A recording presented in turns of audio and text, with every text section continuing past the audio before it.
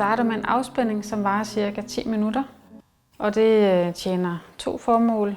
Dels at det træner dit åndedræt til fødslen. Det træner det, at du nemmere bevarer kontakten med kroppen og det, der sker i kroppen under fødslen. Og så er det en rigtig god start før sådan et lidt længere yogaprogram, fordi at du falder til ro. Du mærker klarere det, som sker i krop og sind.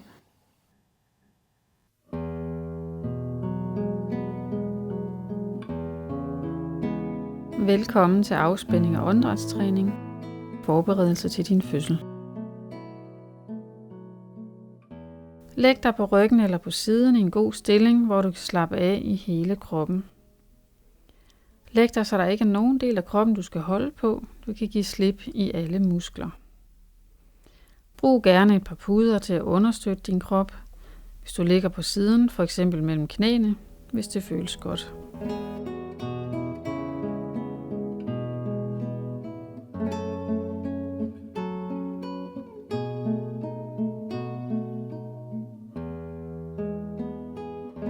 Så lukker du øjnene.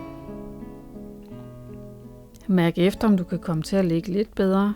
Du retter kroppen ind. Når du er færdig med det, så tænk på, at du skal ligge stille de næste cirka 10 minutter. Ingen bevægelser i kroppen. Lige nu skal du ingenting. Du skal ikke præstere noget. Du har tid til at være til. Mærk i kroppen. Mærk dig selv. Dit barn. Det er din egen tid. Du skal ingenting kontrollere. Heller ikke tankerne eller følelserne. Det kan godt være, at tankerne de vandrer i forskellige retninger, og det er okay. Når du opdager det, så vender du bare tilbage til at høre den vejledning, jeg giver. Nu da du ligger stille, så mærk, hvordan kroppen ligger. Hvordan ligger benene? Hvordan ligger armene? Hænderne? Hvilken del af hænderne rører ved underlaget? Rører fingerspidserne ved noget? Håndfladen? Hvad med håndryggen? Lad kroppen synke helt ned i underlaget. Tung krop. Du holder ikke på noget. Du kan give slip over det hele. Så mærk dit ansigt. Mærk, at du slipper musklerne i ansigtet. Ansigtet kan finde sine egne folder. Slap af i kæben. Også under fødslen vend tilbage til igen og igen at slappe af i kæben. Så åbner du nemmere op for dit barn forneden. Og vi går en tur igennem kroppen. Mærk dine fodsåler. Begge fodsåler. Alle 10 tæer.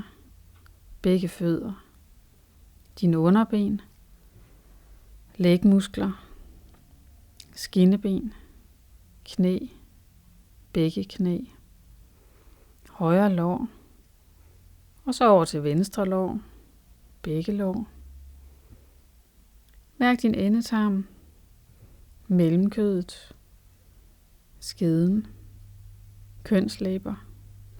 Kan du slappe mere af i musklerne? Mærk din mave. Navlen. Mærk, hvor meget maven fylder. Ud til siderne. Opad. Indad i kroppen. Kan maven fylde endnu mere, ved at du slipper musklerne. Tænk på dit barn i maven. Mærk barnet. Ligger det stille? Bevæger det sig? Så mærk dine hofter. Dit mellemgulv. Brystkassen. Højre bryst. Dit venstre bryst. Højre skulder. Venstre skulder. Og så mærk ballerne. Højre balle, venstre balle. Er du stadigvæk med her, eller er du et andet sted i tankerne? Det er helt okay.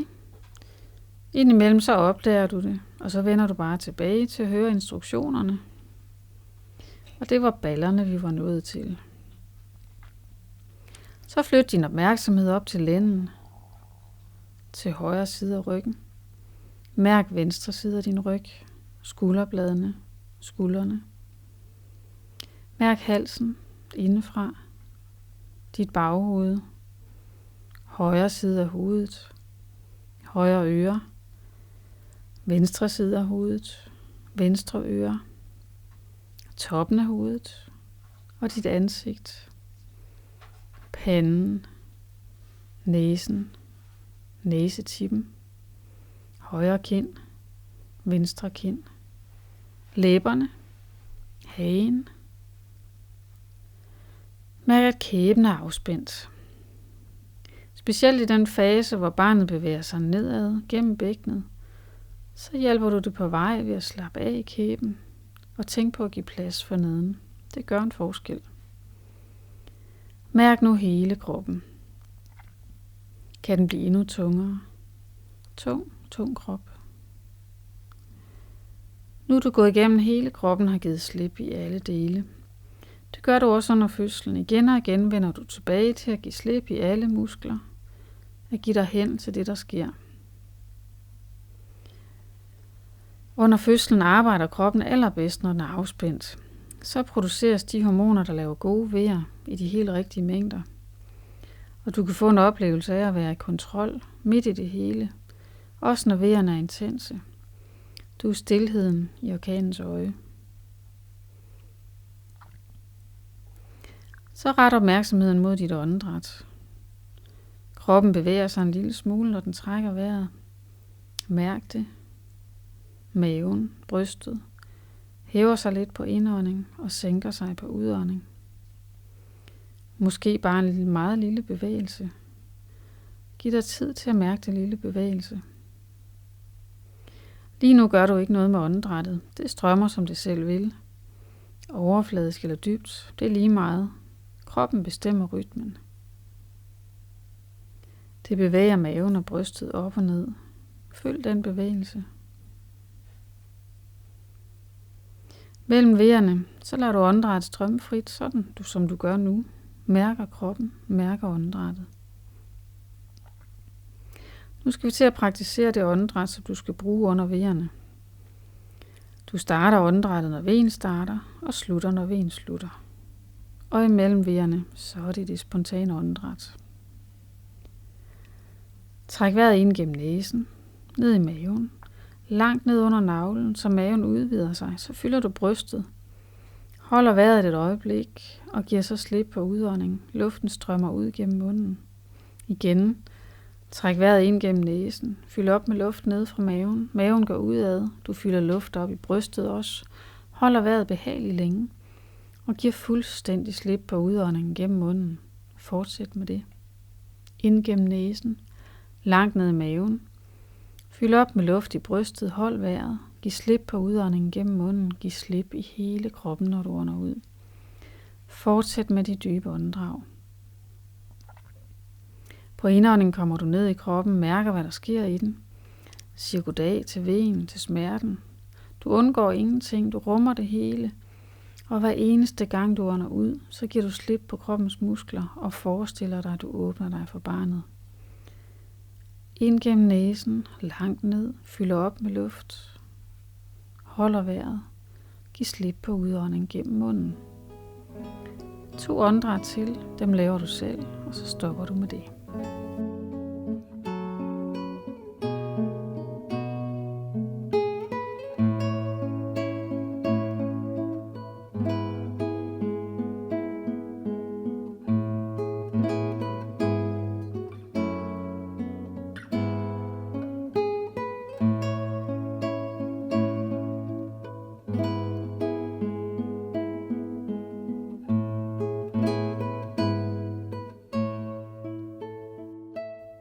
Du starter med åndedrættet, når vejen starter, og slutter, når vejen slutter. Derefter lader du åndedrættet strømme frit. Når der er smerter, har vi for vane at spænde i kroppen. Smerterne under fødslen giver mening. Du åbner dig for dit barn. Så her bygger vi en ny vane ind. Du accepterer og rummer smerten, og hver eneste gang du ånder ud, giver du slip på kroppens spænding og giver dig hen. Igen og igen.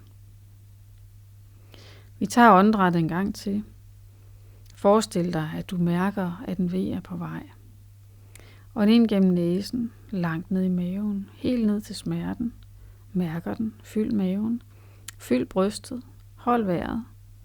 Og giv slip på udånding. Igen ind gennem næsen, fylder maven, fylder brystet, holder vejret. Giver slip på udånding, slipper enhver spænding i kroppen, åbner for barnet. Fortsæt med det dybe åndedræt på egen hånd. Jeg siger til, når der er gået det minut, som en V varer.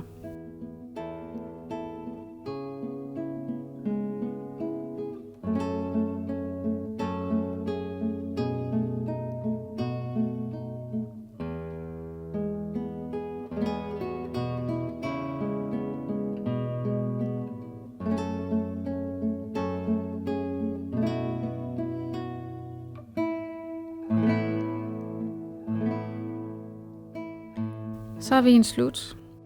Du lader igen åndedrættet strømme frit, og du har nogle minutters pause, hvor der igen er stille i kroppen, ingen smerter. Mærk hele kroppen, tung krop og åndedrættet, der strømmer frit.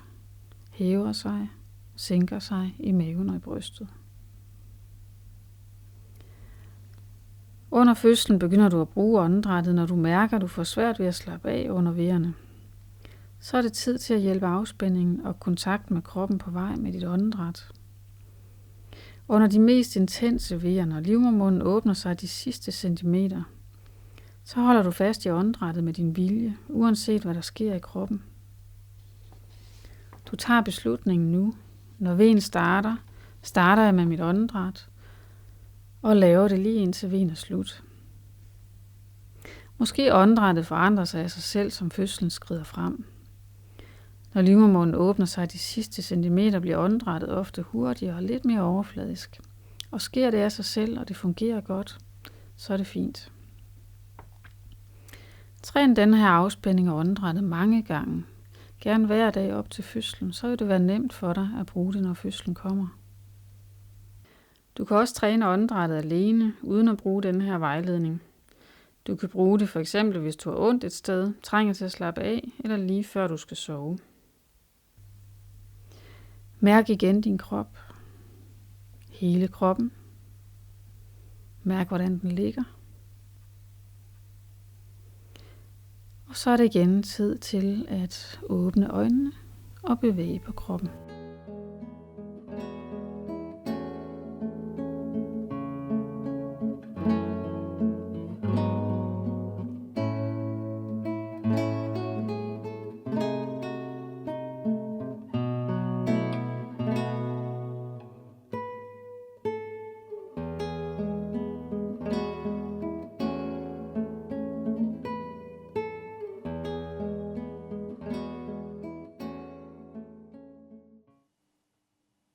Når man er gravid, så er der ekstra blod i ens blodbane, så kroppen skal have lidt ekstra hjælp til at få blodomløbet godt igennem kroppen.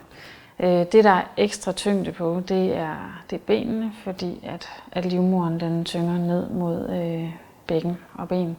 Og den her øvelse, den hjælper simpelthen på det. Det hjælper også på lægkramper. Så du skal ned og ligge med hovedet den her vej.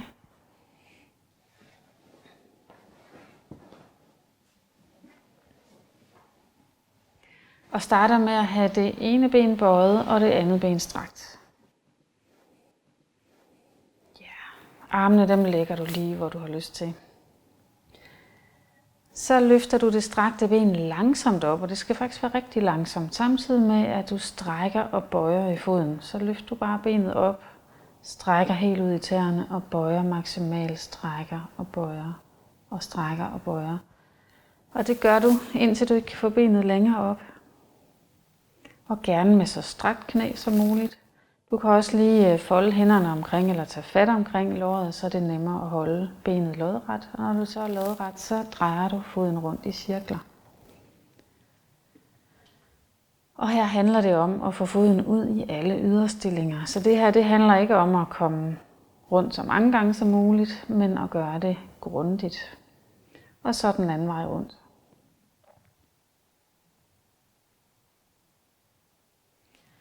Og så stopper du med det, så er det tid til at sprede tæerne.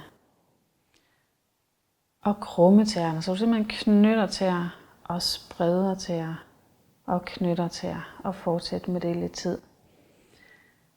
Og det kan være sandsynligvis, at der er meget bedre afstand mellem nogle tæer end nogle andre. Du gør det bare så godt du kan. Spreder og knytter. En gang imellem så kan man faktisk også godt lige få lidt lægkrampe af at lave det her, fordi at der kommer ekstra blod ned til lægmusklen. Så er det tid til at sænke benet ned igen. Se om du kan strække knæet lidt mere. Slipper med hænderne, og så sænker du benet langsomt ned, samtidig med at du strækker og bøjer i foden. Kom helt ud i tåspidserne.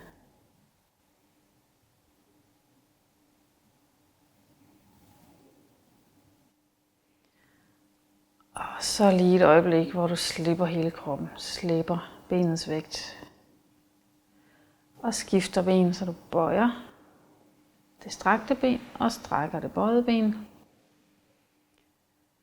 Og så igen løfter langsomt benet op, samtidig med at du strækker maksimalt, bøjer maksimalt.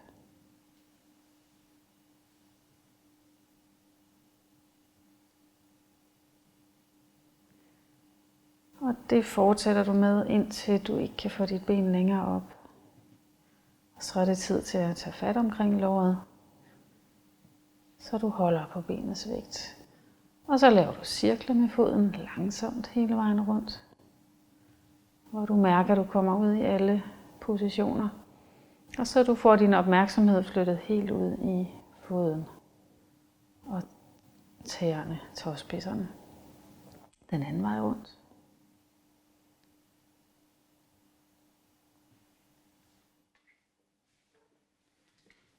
Og så spreder du tæer og krummer tæer. Spreder og krummer. Spreder, krummer. Og sænker benet ned igen. Strækker og bøjer, samtidig med at du sænker benet.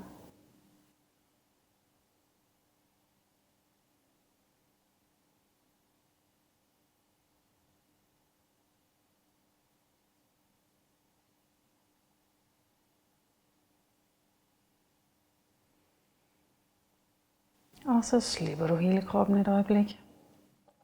Lige mærker tyngden af kroppen mod madrassen. Og skifter ben.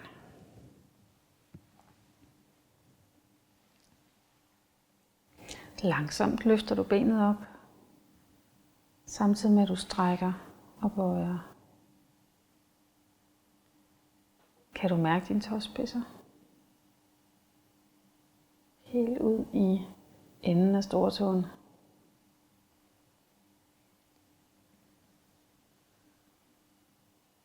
Og tager fat omkring låret, når du ikke kan komme længere op. Og så laver du cirkler med foden.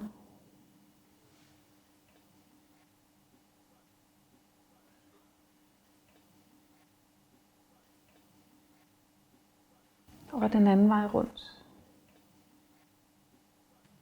Hellere langsomme, grundige bevægelser end mange og hurtige. Og så er det tid til at sprede tæer. Og krumme. Og sprede. Og krumme, du kigger op på dem. Se, at der kommer så meget afstand som muligt, når du spreder.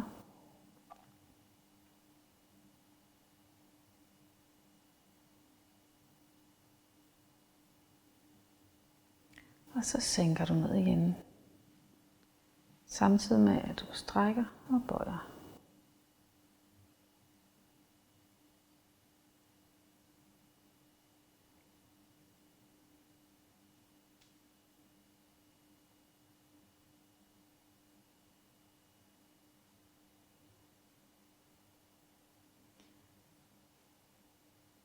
Og slipper kroppen. Lad den synke ned i underlaget. Og skifter ben igen.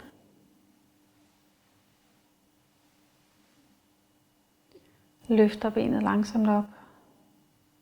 Strækker, bøjer i fodleddet. Helt ud i tæerne.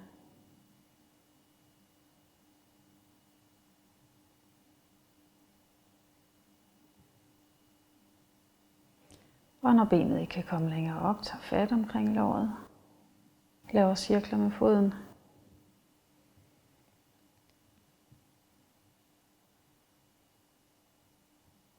Og når du har gjort det nogle gange den ene vej, så skal foden den anden vej.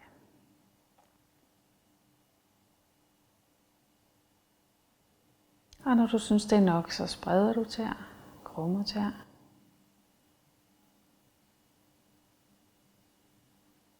Giver dig rigtig god tid.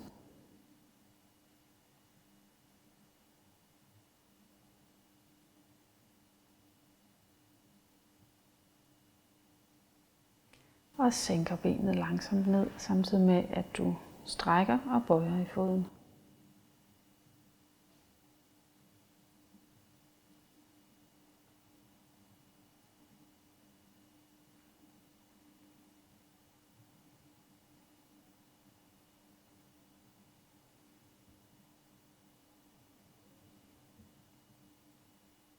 Og slipper kroppen. Og så lige en enkelt gang mere, som du gør selv i dit eget tempo, hvor jeg ingenting siger.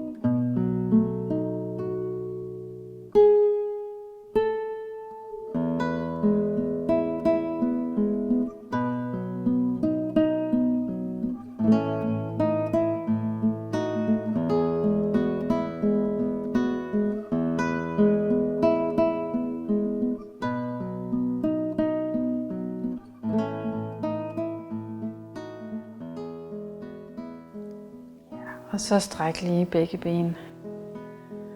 Og læg lidt. Og mærk, at du giver slip på alle musklerne der i benene, hoften, ryggen. At kroppen synker ned i underlaget.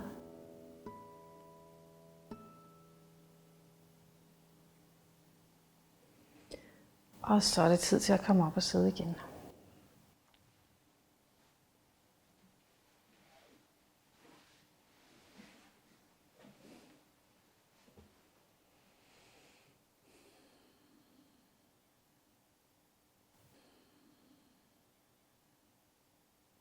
Denne her øvelse, det er dels en øvelse, hvor at man får hele vægten af livmoderen væk fra bækkenet og benene.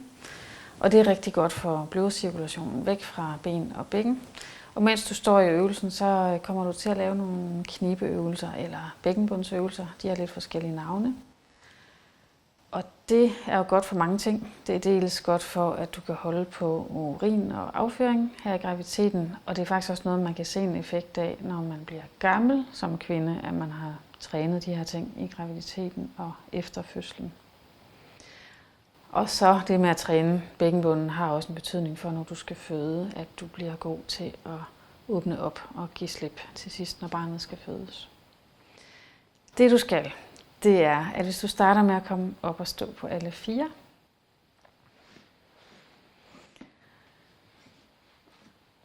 og så sænker overkroppen ned, så du lægger siden af hovedet i gulvet. Og nogen vil synes, at det er helt fint at komme ned med siden af hovedet i gulvet, og nogen vil gerne måske lige have hovedet og arme lidt længere oppe, så du kan lægge nogle puder under og se, hvordan det er. Sådan der. Og det handler om, det er simpelthen at få bækkenet så meget i vejret som muligt, sådan at livmoderen hænger maven, og livmoderen hænger den anden vej. Så mærk lige efter, om der er noget, der skal rettes til. Så når du står mest behageligt. Ja. Og så må du også gerne lukke øjnene. Og så ned og mærke bækkenbunden.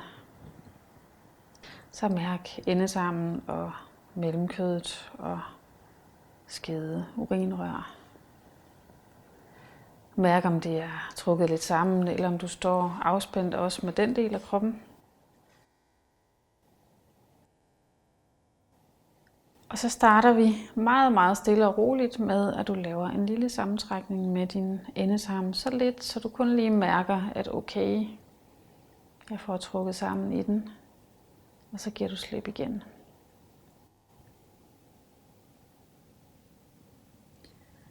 Og så gør du det lige en gang mere. Sådan lige en lille markering af endetarmen, trækker lidt sammen, trækker lidt op i kroppen. Uden at trække baller sammen eller mave. Og slipper igen. Og når man laver bækkenbundsøvelser, /knibeøvelser, så er det vigtigt, at pauserne også er gode. Det vil sige, at du får slappet af i musklerne i pauserne. Så igen starten med den her lille sammentrækning i endetarmen. Trækker sammen i den, trækker lidt op i kroppen. Og holder den lidt længere tid den her gang, og mærker, at baller og mave ikke bliver trukket sammen samtidig, og så slipper du igen. Og mærk afspændingen i musklerne her i pausen.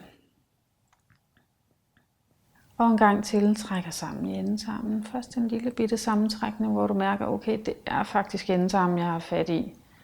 Trækker lidt mere sammen og trækker lidt op i kroppen. Så se om ikke mellemkødet også kan følge lidt med op, og måske også den forreste del ved urinrør og kønslæber. Kan du trække det en lille smule længere op mod livmoderen. Og hvad med ballerne, slapper du af i dem samtidig, og maven. Trækker lidt længere op og slipper det hele fuldstændigt. Og en god pause her, hvor du lige mærker, at både endetarm og mellemkød, skede, urinrør. Det er lidt svært at mærke sit urinrør helt præcist, men i hvert fald der fremme mellem kønslæberne, at det er helt afspændt. Og så en sammentrækning mere, trækker sammen i endetarmen, mellemkødet længere fremme. Trækker sammen, trækker op i kroppen. Det er fuldstændig det samme, som du gør, når du skal holde dig. Hvis du skal tisse rigtig meget, så trækker du sammen i de muskler, trækker dem opad. Kan du trække lidt mere sammen? Kan du trække længere op? Og hvad med ballerne? Hvad med maven? Det er ikke sådan, at der slet ikke må være noget spænding der, men det skal ikke være sådan, at det er primært det der, du trækker sammen. Det er mest i bækkenbunden. Og lige en lille smule længere op i kroppen, og så giver du fuldstændig slip igen. Til allersidst, når barnets hoved skal til at fødes, så er det der, du giver plads. Så det kan du godt lige tænke lidt på nu, at den her afspænding i pauserne, det er godt at vende tilbage til det til sidst i fødslen. Fordi fødslen, det er jo en kombination af vejerne, som trykker barnet ned, og at du giver plads til, at barnet kan komme ned i skeden og til sidst ud. Træk sammen igen, endetarm, mellemkød, længere fremme. Trækker lidt mere sammen, trækker op i kroppen. Se om ballerne kan forblive afspændte, og maven også trækker lidt længere op. Holder. Og hvis musklerne er ved at slippe, se om du lige kan samle dem sammen igen og trække dem op i kroppen. Lidt længere op. Holde. Og slippe.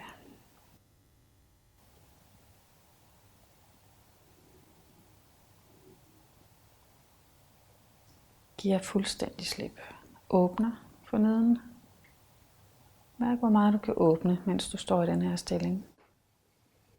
Den her stilling er også en stilling, der kan bruges under fødslen, og specielt til sidst, når barnet skal flytte sig, når livmoderen er helt åben, og det flytter sig ned igennem bækkenet. Men du fortsætter lidt her på egen hånd med at lave sammentrækninger, men prøv virkelig at lege med din bækkenbund. Sådan at du laver hurtige sammentrækninger, bare trækker sammen, giver slip, trækker sammen, giver slip, men også laver nogle af dem, hvor du trækker mere sammen, trækker længere op og holder i længere tid.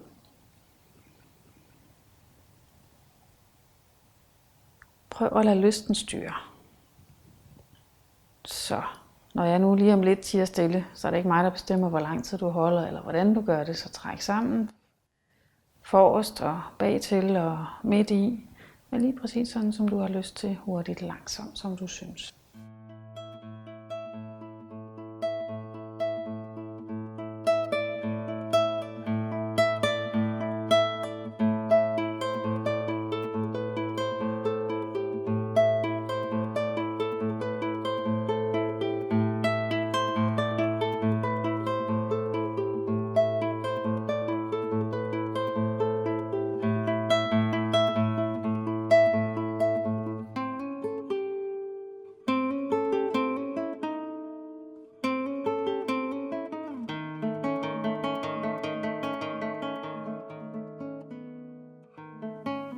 Ja, så er det tid til at give helt slip.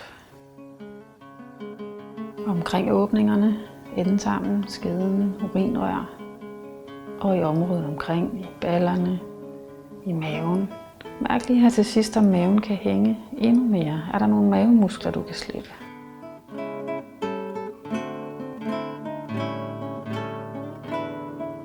Og så kom op og sidde igen.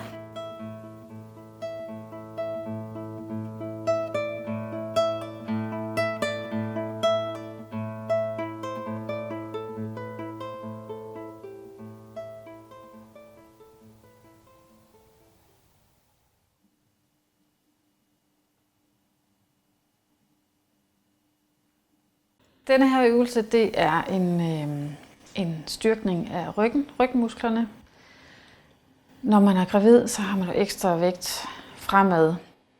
Så en del gravide får ondt i ryggen, de får ondt i bækkenet.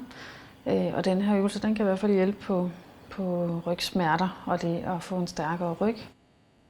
Og så er der en anden del af den, hvor vi arbejder med det at opleve smerte, forholde sig til smerte, og det er jo i den grad brugbart under fødslen. Men det vender vi tilbage til, hvordan man gør det. Men du skal op og stå.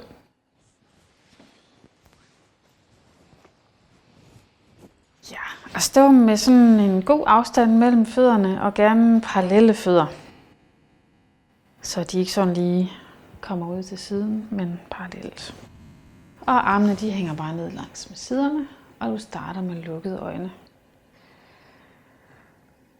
Den første del af øvelsen, den går ud på at rette kroppen ud og få en god holdning.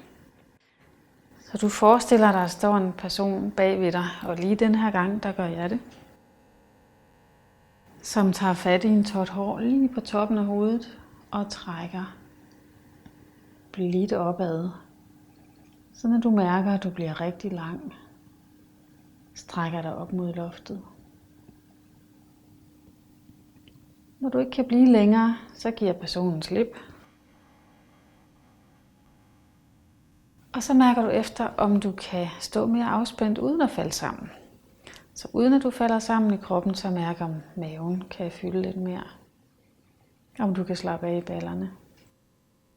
I hænder, arme, skuldre. Og det er altid godt at tænke på kæben, at den også er afspændt. Og mærk de der fødder ned mod underlaget. At de har rigtig god kontakt, som om de næsten slår rod. Så strækker du armene op over hovedet med helt løse hænder. Så hænderne de hænger bare der yderst på armene og åbner øjnene. Så bevæger du overkroppen ned mod vandret, men ikke længere ned, end at du kan have ret ryg. Så først og fremmest ret ryg. Måske kan du bare komme 45 grader ned, men så langt du kan komme med ret ryg. Og løft hovedet op og kig fremad, og de her arme, de er i ryghøjde. Så arbejder vi med rygmusklerne på den måde, du tænker på at sveje lidt i lænden. Så aktiverer du musklerne helt hernede fra lænden. Og kigger frem og slapper af hænderne og ryst hænderne en lille smule. Så sænker du overkroppen ned, fremad og ned efter, så du kommer ned og hænger med overkroppen. Og det her, det handler virkelig om at lade overkroppen hænge helt i sin egen vægt. Slipper hovedet, slipper ansigtet, så ansigtsmusklerne simpelthen hænger nedad.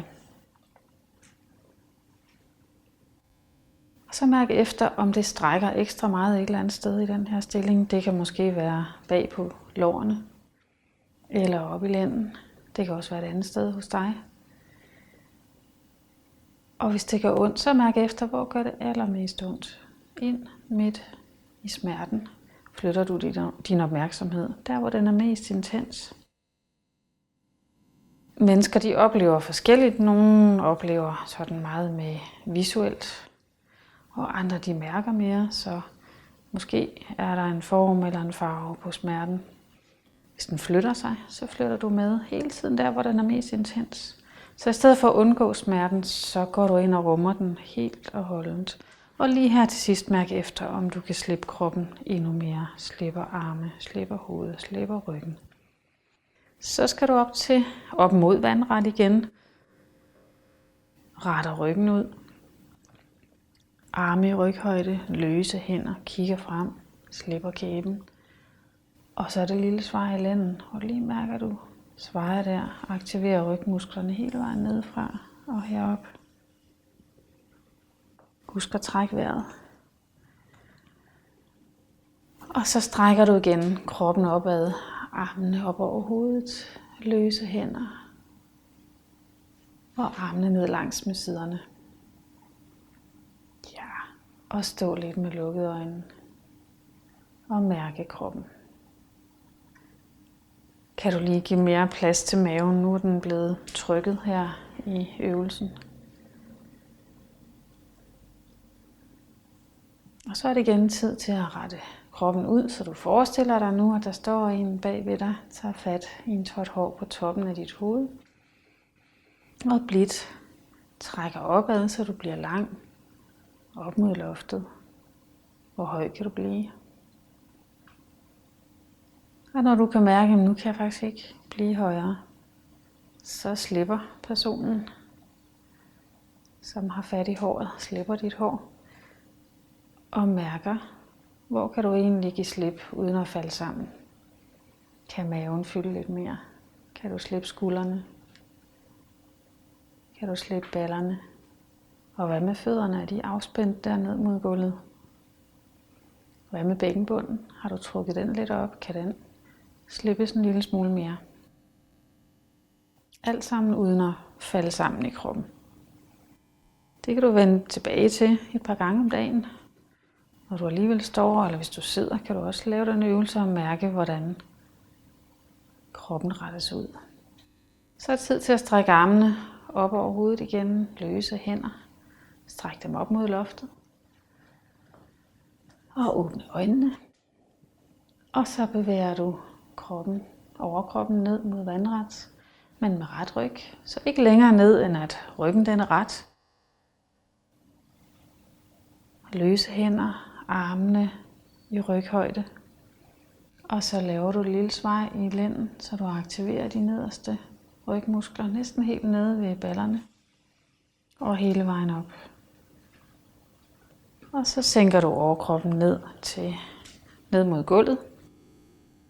Og igen, det her handler virkelig om at lade overkroppen hænge i sin egen vægt. Også ansigtet, hele hovedet og skuldrene og armene, hænderne og ryggen. Hvis du er lidt hypermobil, så er det en god idé at have bøjet knæ, men ellers så har du så nogenlunde strakte knæ. Og det er den her øvelse, hvor at du arbejder med smerte. Stræk eller smerte, intensitet, hvordan du nu fornemmer det. Så hvor er det lige, det strækker allermest lige nu, eller hvor trykker det allermest, hvis det gør ondt et sted. Så gå ind og find centrum af smerten, der hvor den er mest intens. Find ud af, om den er aflang eller rund, hvor meget fylder den. Måske fylder den begge ben, måske fylder den hele kroppen, eller det er sådan, du oplever det. Det kan også være, at den er så stor, så den næsten fylder udenom kroppen også. Måske fylder den hele rummet. Lad den smerte fylde alt, hvad den vil. Og hvis du mærker, at du holder lidt på overkroppen for at undgå den, så slipper du overkroppen igen. Den samme mekanisme er der under vejerne. At når det begynder at gøre ondt, jamen så har vi det med at spænde i kroppen. Det er simpelthen en impuls, der er. Men nu indlærer du noget andet. Det er at give slip igen og igen og igen. Lad kroppen hænge i sin egen vægt og under vejerne. Giv slip, giv slip, giv slip. Så kan kroppen bedre åbne sig for barnet. Så er det tid til igen at komme op mod vandret, løfte armene og overkrop op. De løse hænder for enden af armene, kigger fremad, slipper kæben. Og så er det lille svar i lænden. Så du aktiverer musklerne hele vejen nedefra. Stå et øjeblik der. Træk vejret. Og så strækker du overkroppen op mod lodret igen, armene op over hovedet, og armene ned langs med siderne. Og igen, slipper skuldre, baller, lukker øjnene og lige mærker hele kroppen.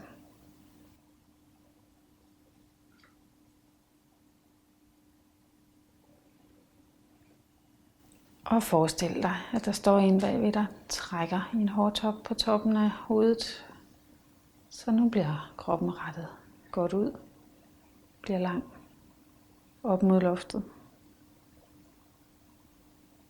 Og når du ikke kan blive længere, mærk efter, hvor du kan slippe, uden at falde sammen. Kan maven fylde lidt mere for eksempel, så du ikke står og trækker den mere sammen end højst nødvendigt. Slipper ballerne, lårene, bækkenbund. Lad skuldrene hænge det de kan, uden at falde sammen. Og så strækker du igen armene op over hovedet, løse hænder, så de hænger helt i deres egen vægt, de hænder. Åbner øjnene, sænker overkroppen ned mod vandret, men med ret ryg, så kan du kun komme halvvejs ned med ret ryg, så er det halvvejs du kommer ned. Aktiver lændemusklerne for brugt ryggens muskler. Kigger frem, armene i ryghøjde. Det kan være lidt svært for nogen lige at have dem der. Bare så godt du kan. Og løse hænder.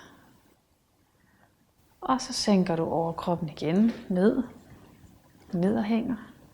Slipper hovedet helt. Ansigtet er helt afspændt. Og ryggen.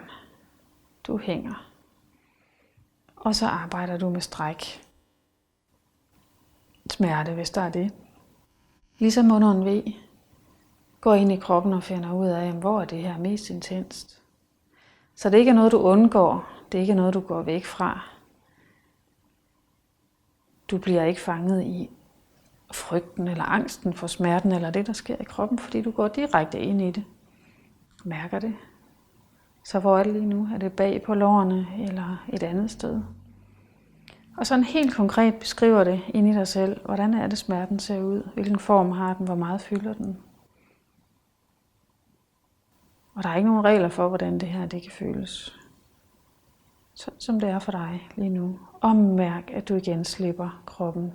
Overkroppen hænger i sin egen vægt. Helt beholden, slipper hovedet, arme.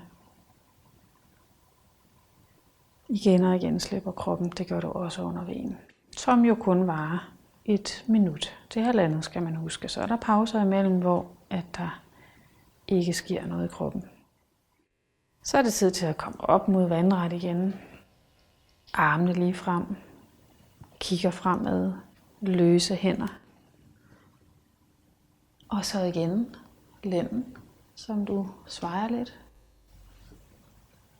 Slipper kæben. Og så strækker hele overkroppen opad. Lodret. Armene ned langs med siderne. Lukker øjnene.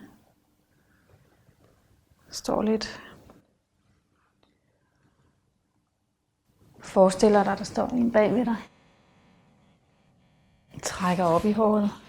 Gør dig lang.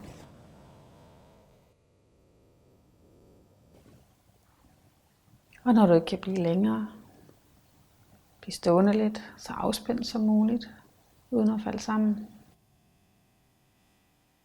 Og når du er klar med det, så laver du øvelsen en gang mere, men helt i dit eget tempo. Så hurtigt eller så langsomt, som du kan mærke, at kroppen vil.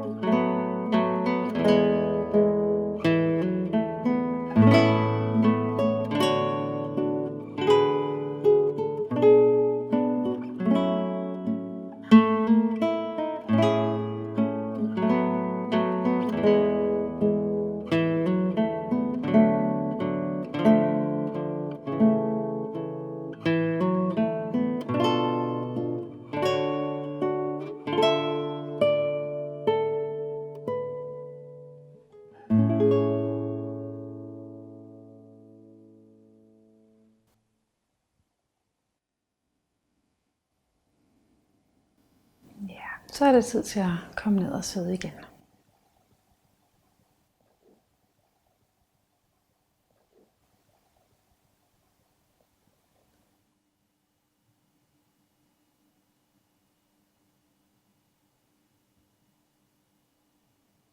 Den her øvelse, det er en øvelse, hvor du træner bevægelse primært i dit bækken, som du kan bruge under fødslen.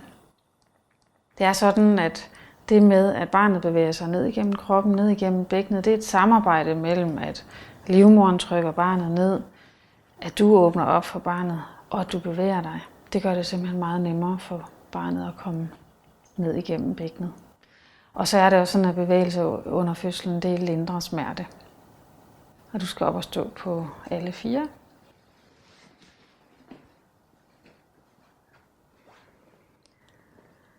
Og starte med at sveje ryggen, så du simpelthen bare står og hænger med maven og svejer ryggen og kigger op mod loftet. Og der handler det om at få aktiveret ryggen hele vejen ned fra halebenet og op til nakken. Så krummer du ryg, skyder ryg ligesom en kat.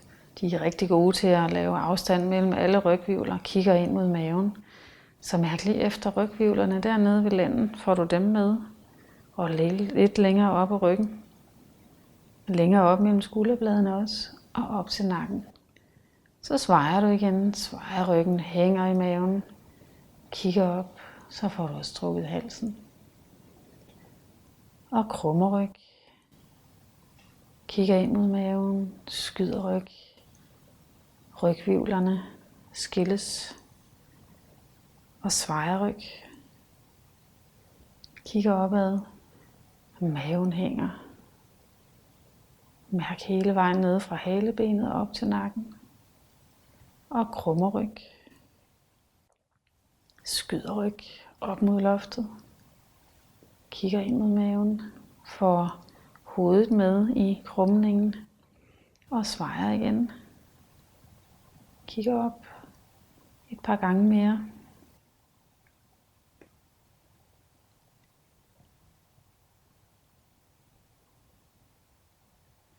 Og så næste gang du står og svejer, så bliver du lige stående der. Så skal du sveje til siden. Du skyder hoften ud mod højre. Kigger på hoften. Se hvor meget du kan sveje til siden. Og så til den anden side. Skyder hoften ud til den side. Kigger over mod den. Og igen til den første side over mod højre. Og skifter fra side til side nogle gange. Mærk hvor eftergiveligt det er i siden og nede ved bækkenet. Fra side til side. Så bliver du lige stående der og kigger på den ene hofte. Så skal vi til at kombinere de her to, så du kommer til at rotere i bækkenet. Så mens du står der, så svejer du lige ryggen. Og så kigger du over mod den anden hofte og begynder at krumme opad. Kigge ind mod maven. Kigger over mod den anden hofte, og så begynder du at sveje der. Kigger opad. Kigger over mod hoften, krummer ryg. Og så fortsætter du med at rotere bækkenet på den her måde. Find ud af, hvad kan det egentlig? Hvor langt kan det komme ud til siden, op, ned?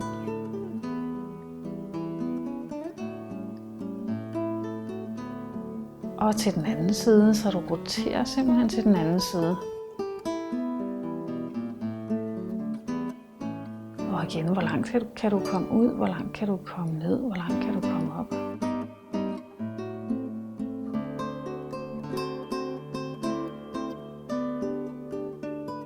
Så begynd fra nu af at eksperimentere med den her bevægelse.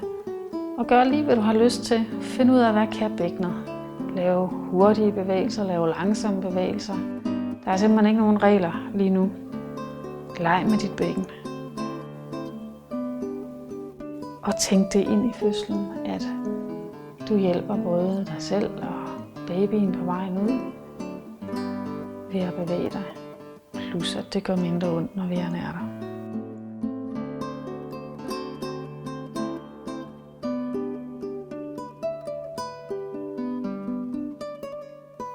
Du kan også forestille dig, at det er lidt en dans, du laver lige nu, så du danser med kroppen i den her stilling. Det er også en god stilling at være i, når du er i fødslen.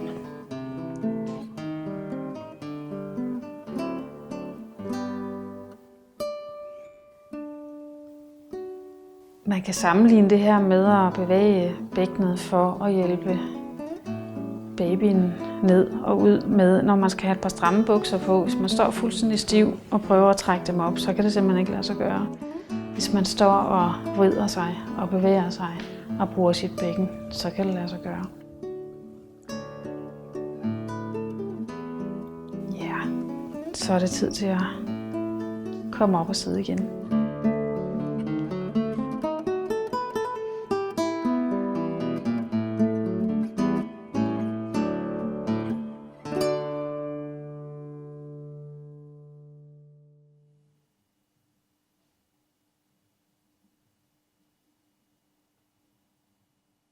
I den her øvelse, der træner vi det at vende tilbage til nogle fokuspunkter i kroppen, og det er kæben og håndflader og bækkenbund. Det er noget, du kan bruge under fødslen, under vejerne, sammen med dit åndedræt, men det vender jeg tilbage til, hvordan du gør det. Og der skal du sidde sådan nogenlunde, som du sidder der, men du må godt tage fødderne lidt tættere sammen, sådan at hælene ligger foran hinanden. Og når jeg så har sagt det, så vil jeg sige, at man skal sådan set bare sidde ned. Så hvis du sad bedre på en stol, så kunne du også bare sætte dig på en stol. Hvis du sidder på den her måde, så er det en god idé at have lidt under enden. Pude for eksempel, så har man nemlig nemmere ved at sidde med ret ryg. Og så er vores hofter og knæ jo forskellige. Og dine knæ, de er lidt oppe i luften, så kan det være rart at have en pude under knæene. Der er også nogle, hvor knæene bare ligger ned i gulvet med det samme, og så behøver man jo ikke nogen puder. Det handler først og fremmest om at sidde godt. Så hellere en stol, hvor man kan sidde og slappe af, end at sidde og lide på gulvet. Men det er en øvelse, hvor du har øjnene lukket hele vejen igennem, så det gør du nu. Lægger dine hænder op på knæene med håndfladerne opad. Og så lige mærker, hvordan du sidder. Er der noget, du lige kan rette ind, så du sidder bedre? Sid med nogenlunde ret ryg ned fra lænden. Så lader du hovedet synke ned mod højre skulder. Og lad hovedet hænge i sin egen vægt. Og du slipper kæben, så står munden lidt åben, så kan den gøre det. Det er ikke sikkert, men i hvert fald slip kæben, det du kan. Og hovedet hænger helt og holdent i sin egen vægt. Så løfter du langsomt hovedet op og sænker det ned mod den anden skulder.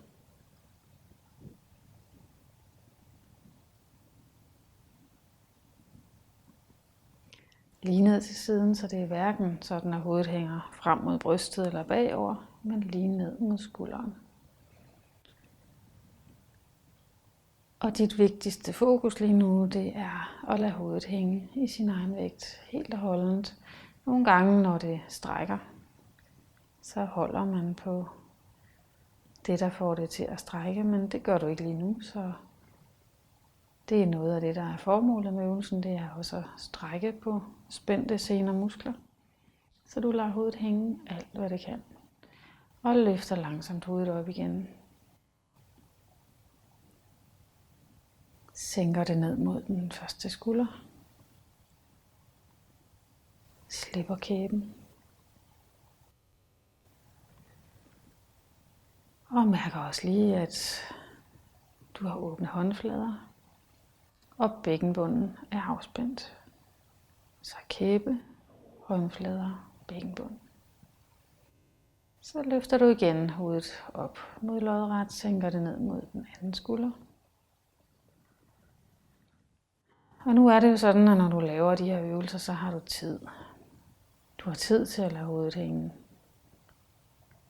Du skal ikke skynde dig videre til noget, så det er alt, hvad du gør lige nu, det er at lade hovedet hænge i sin egen tyngde. Og fortsæt nogle gange med det.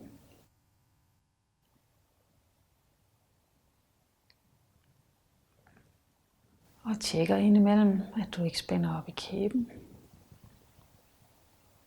Håndflader. Bækkenbunden, musklerne dernede.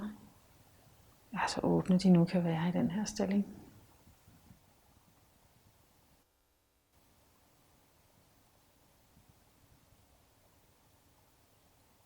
Nogle gange tror man, man lader hovedet hænge i sin egen vægt, og når man så lige tjekker efter, så kan det egentlig godt hænge endnu mere.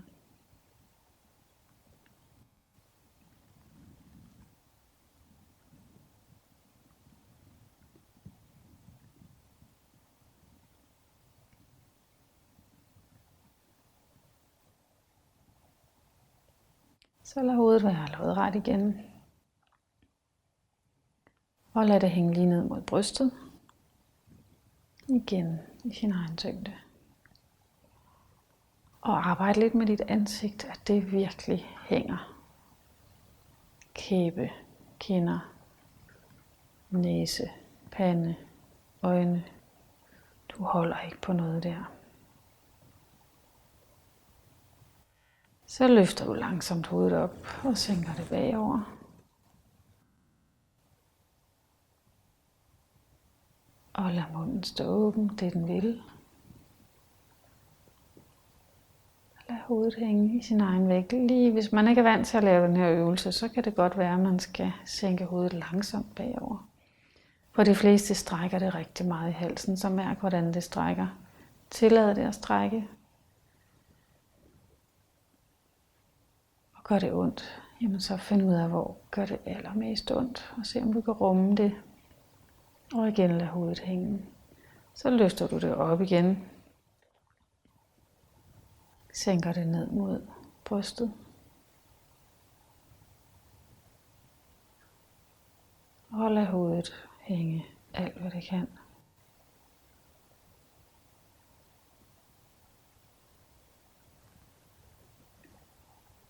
Løfter hovedet op. Sænker det bagover i dit eget tempo. Måske kommer det langt bagover, måske kommer det lidt bagover. Det betyder ingenting. Sådan som det nu er for din hals, dit hoved. Munden står åben. Og så mærk de 3 åbne steder i kæben, håndflader, bækkenbund. Og løfter hovedet op igen. Sænker det ned mod brystet. Og mærk efter, om du lige er faldet lidt sammen i ryggen, så ret dig op igen ned fra lænden.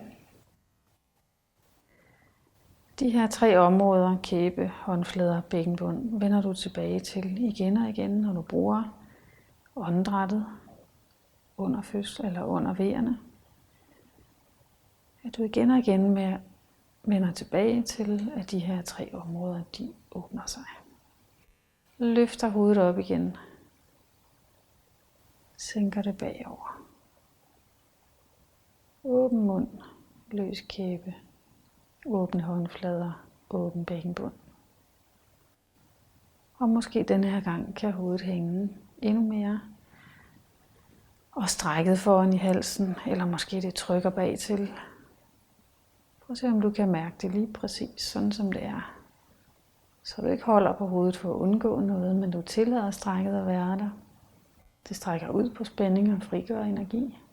Ligesom under vejerne, som også har det formål at åbne kroppen. Lige et par gange mere løfter hovedet op, sænker det ned mod brystet. Og lad det hænge helt og holdent der. Ansigtet hænger og skuldrene hænger.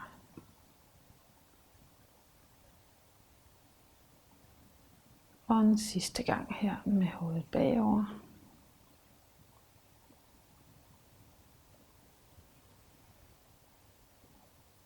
Opmærksomhed på åben kæbe, åbne håndflader, åben bækkenbund.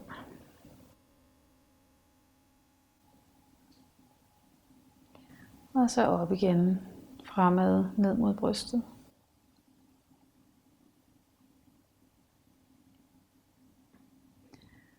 Så skal du til at rulle hovedet hele vejen rundt, men det er rigtig, rigtig langsomt. Hovedet hænger i sin egen vægt i alle positioner, så du starter med at rulle det til siden og over den første skulder. Mærk, hvad der sker i halsen hver eneste position, du har hovedet i. Og at kæben er løs. Og at du ikke springer over nogen steder, fordi der gør det ondt. Det er godt at få strukket ud. Din opmærksomhed er hele tiden i halsen, der hvor det strækker, lige præcis der hvor det strækker, lige nu. Åben mund, løs kæbe, når hovedet kommer bagover.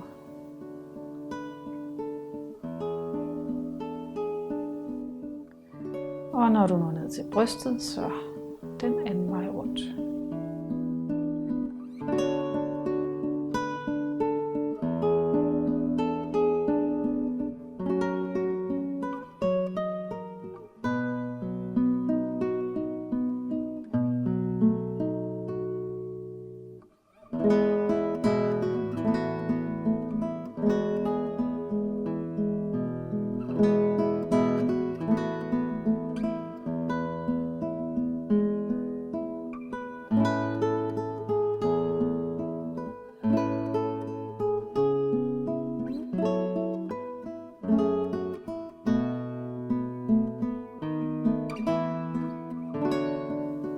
når hovedet næste gang er ned mod brystet, så lader du det hænge der. Og løfter det langsomt op. Bliver siddende lidt med lukkede øjne. Hvis du kan rette ryggen, så gør du det. Så du sidder opret. Mærker halsen, hvordan den føles nu, når du har strukket halsen godt igennem. Så hvordan føles det der i halsen og hovedet. Og de 3 åbne områder. Kæbe, håndflader, bækkenbund. Specielt det med at åbne i kæben har en betydning under fødslen. Man kan simpelthen se, at når man slipper kæben, jamen så slipper man også nemmere i bækkenbunden og giver plads for barnet.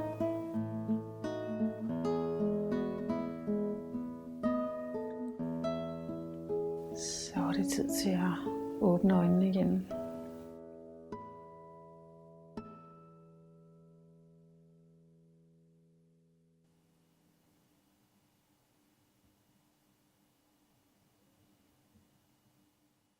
Denne her øvelse, den kombinerer nogle forskellige ting.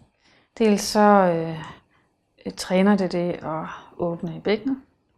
Det træner det at bruge åndedrættet under vejerne, og også at rumme den smerte eller den åbning, den intensitet, der er under vejerne. Du skal ned og ligge.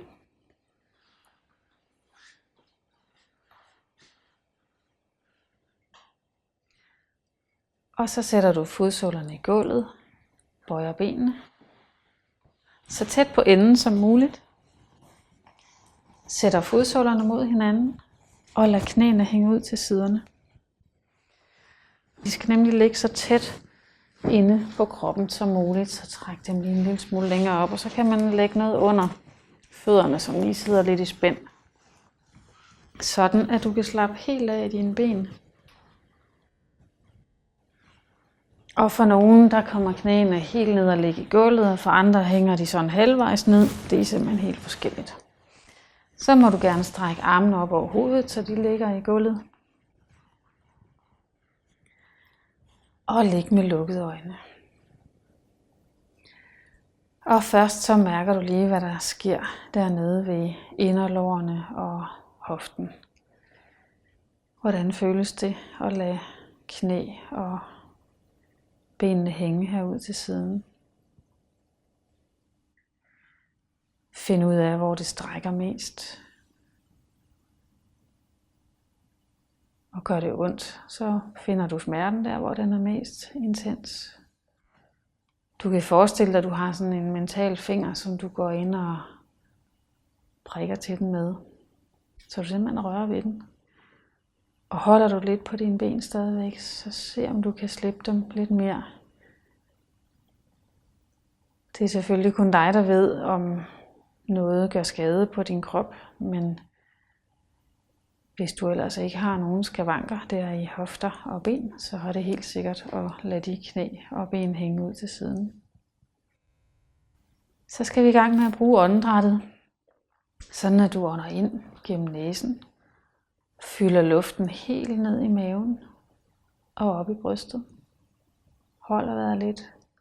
Og så samtidig med at du slipper udåndingen, så slipper du også dine knæ, dine ben og faktisk hele kroppen. Og igen ind gennem næsen, helt ned under navlen med dit åndedræt.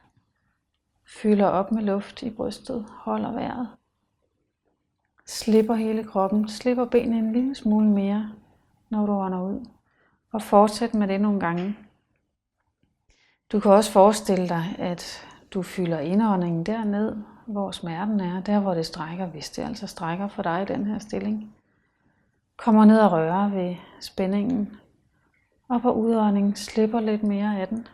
Slipper benene, slipper hele kroppen, slipper kæben, så du slipper både bækkenbund og kæbe på udånding.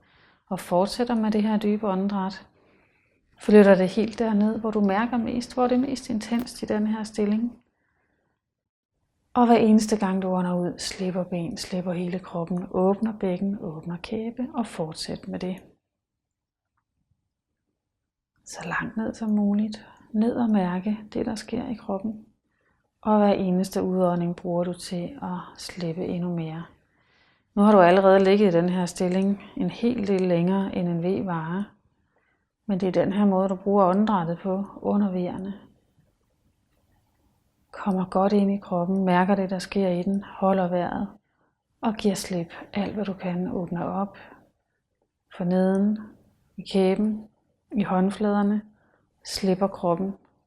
Også selvom det umiddelbart føles som om, at det kommer til at gøre mere ondt, når du slipper. Så lige et par gange mere.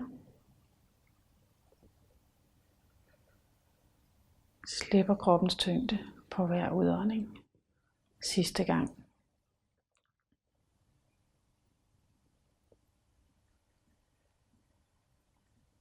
Og så er det tid til at samle benene.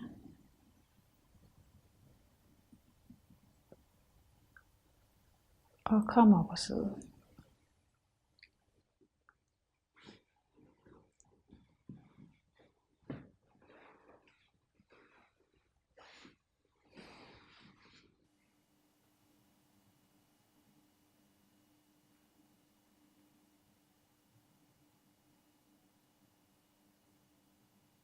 Denne her øvelse, det er en hvilestilling, som du kan bruge både når du er gravid til at hvile i. Den er også rigtig god at bruge under fødslen.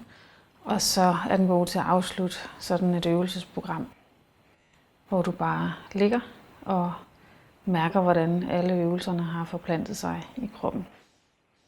Du skal op og sidde på dine underben. Og stortæerne skal røre ved hinanden. Du må godt tage hælene lidt ud til siden, så du ligesom laver en skål til enden, som enden kan hvile i. Så lægger du overkroppen ned mod madrassen. Og man kan lave den på forskellige måder. Man kan lave den sådan, når man har panden i gulvet og armen i gulvet. Og ja, enden hviler ned mod underbenene eller fødderne. Hvis man synes, at det trykker for meget på maven, så kan man lave den på en anden måde, så du har dine albuer i gulvet og hviler hovedet i hænderne. Så laver sådan en skål til hage og kinder.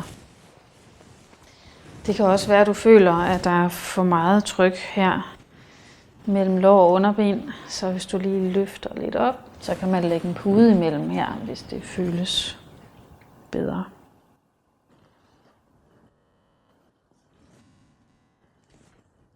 Så lukker du øjnene.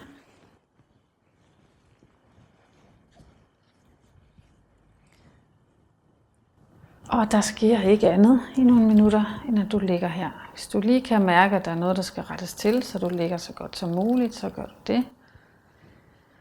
Det kan du gøre når som helst, så det bliver så behageligt, det nu kan lade sig gøre.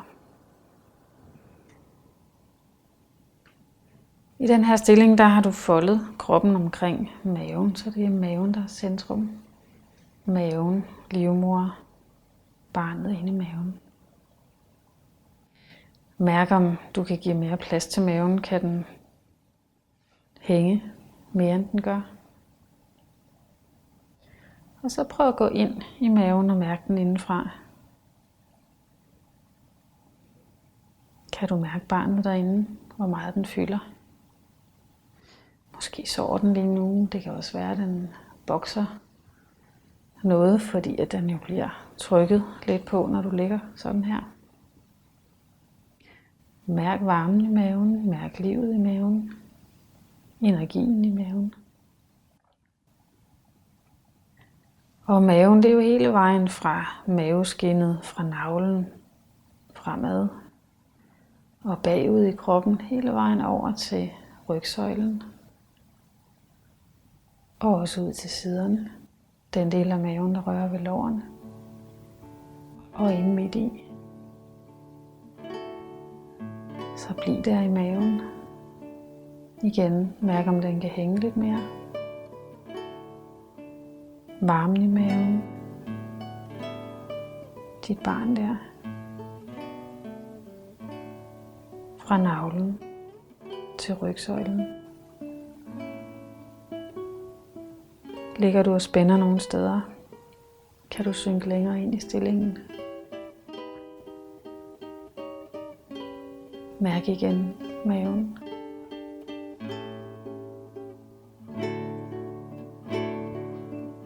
Og så lige et par minutter, hvor jeg ikke siger noget.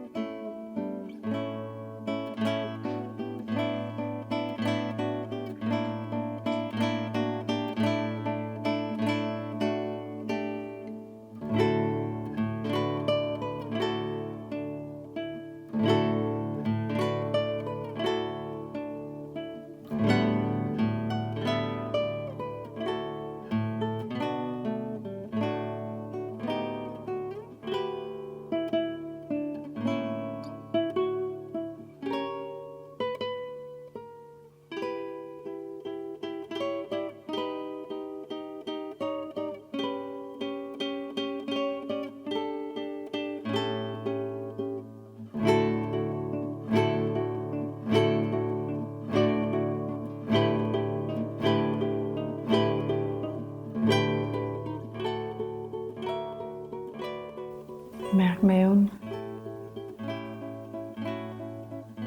Hele kroppen.